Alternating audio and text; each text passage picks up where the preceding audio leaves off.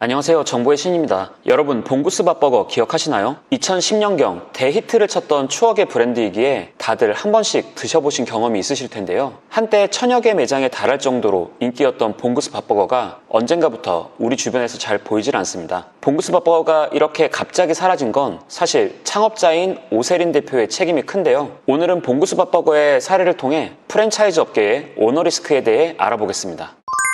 봉구스 밥버거의 창업자 오세린 대표는 수학과 교수인 아버지와 학원을 운영하신 어머니에게 교육을 받으며 중학교까지는 반에서 1등을 놓치지 않을 정도로 공부를 아주 잘했다고 합니다. 그렇게 특목고에 진학했지만 부모님의 큰 기대에 부담을 느끼며 학업에 흥미를 잃고 순탄치 못한 고등학교 시절을 보낸 것으로 알려졌는데요. 이후 홍익대학교에 진학했는데 입학한 지 보름 만에 부모님 몰래 등록금을 환불받아 수원역 인근에서 어묵을 팔며 장사를 처음 시작했다고 합니다. 길거리 노점상부터 시작해서 전국을 떠돌며 분식 장사를 했지만 실패를 거듭하다가 마지막 남은 10만 원으로 고향인 수원에 위치한 공원고등학교와 동우여자고등학교 앞에 주먹밥 노점상을 시작한 것이 봉구스 밥버거의 시작입니다. 기본 주먹밥에서 재료가 하나씩 추가되는 형태로 기본 주먹밥인 봉구스만 해도 한 끼 식사로 괜찮은 양에 추가 내용물들도 훌륭한 조화를 자랑하며 금세 입소문이 났는데요. 이때가 2010년 오세린 대표가 25살일 때였는데 당시 학생들에게 큰 인기를 끌자 가맹사업을 위해 주식회사 부자 이웃을 설립하고 2011년 4월에 1호점을 정식 오픈한 이후 대학가를 중심으로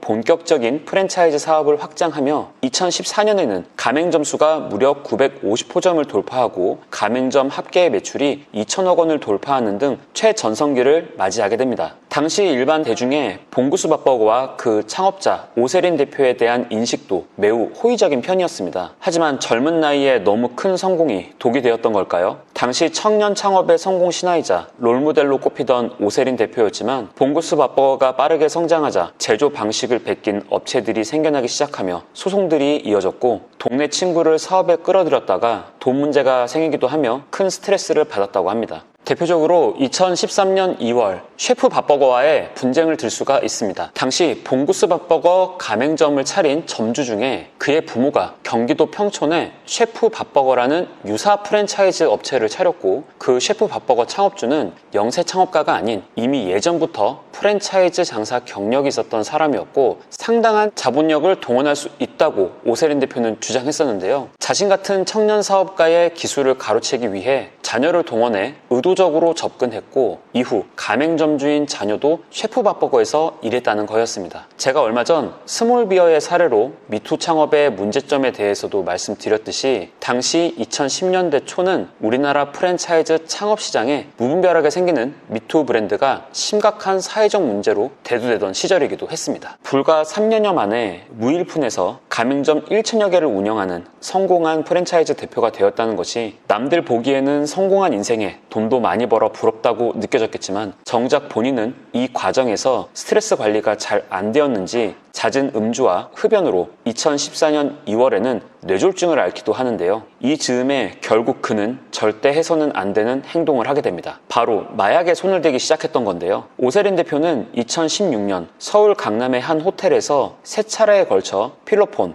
엑스터시 등 마약을 투약한 혐의로 검찰에 기소되었으며 2015년 5월부터 2016년 10월 사이에 졸피뎀을 투약하고 마약을 지인들에게 제공한 혐의도 함께 받았습니다. 또한 마약을 투약한 채 함께 마약을 한 여성들과 난교 파티를 벌인 것으로 알려져 회복이 불가할 정도로 이미지 타격을 받게 되는데요. 이로 인해 오세린 대표는 2017년 8월에 징역 1년 6개월에 집행유예 3년을 선고받고 보호관찰과 약물치료 강의 40시간 수강을 명령받게 됩니다. 사건 이후 당시 오세린 대표는 내가 젊은 날의 성공을 담을 수 있는 그릇이 아니었다. 내 일탈은 개인적인 것일 뿐 봉구스 밥버거의 점주님들은 따뜻한 마음으로 장사하시는 분들이라며 무릎 꿇은 사진을 게재하기도 했고요. 이와 함께 여러분들의 기대를 배신해 죄송하다며 페이스북에 장문의 사과글을 올리기도 했습니다. 반성하는 태도를 오세린 대표가 보였지만 그럼에도 불구하고 한국 프랜차이즈 협회는 즉각 봉구수 밥버거를 회원사에서 제명하는데요. 제명은 프랜차이즈 협회가 취할 수 있는 가장 높은 수위의 조치입니다. 이런 상황에서 당시 남아있던 약 700여 곳의 봉구수 밥버거 가맹점이 겪을 혼란은 이루 말할 수 없었을 것입니다. 그런데 반성하며 사태 수습을 위해 최선의 노력을 다하겠다던 오세린 대표의 사과는 진심이 담기지 않은 거짓 사과이고 사실 다른 계획이 있었던 것이 얼마 지나지 않아 드러나면서 다시 한번 큰 충격을 안기게 되는데요.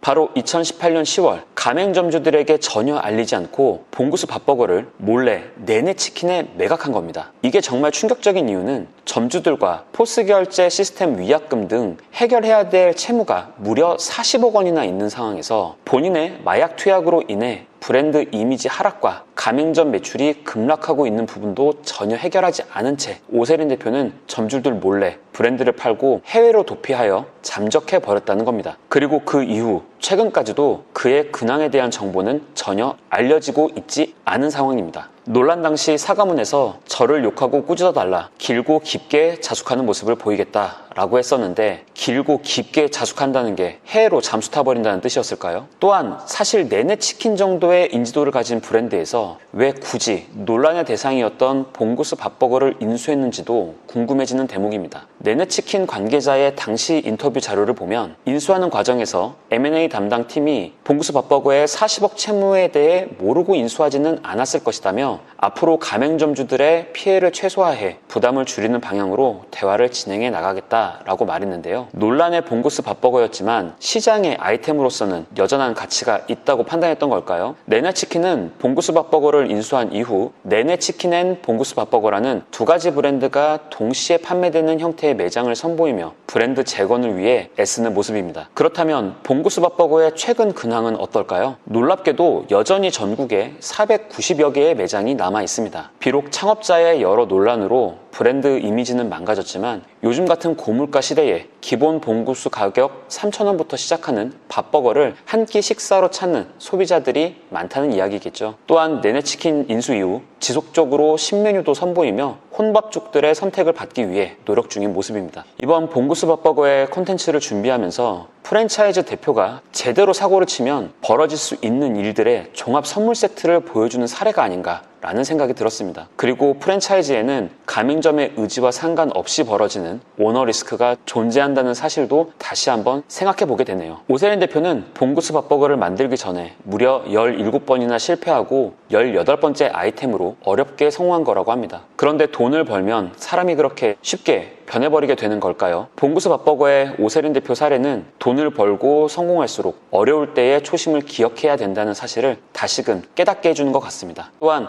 무슨 일이 있어도 절대 하지 말아야 하고 인생이 나락으로 가는 지름길이 바로 마약이라는 것도 다시 한번 느끼게 됩니다. 오늘 영상도 유익하셨다면 구독, 좋아요, 알림 설정, 댓글로 응원 부탁드리고요. 저는 다음 영상으로 다시 찾아뵙겠습니다. 오늘도 시청해주셔서 감사합니다.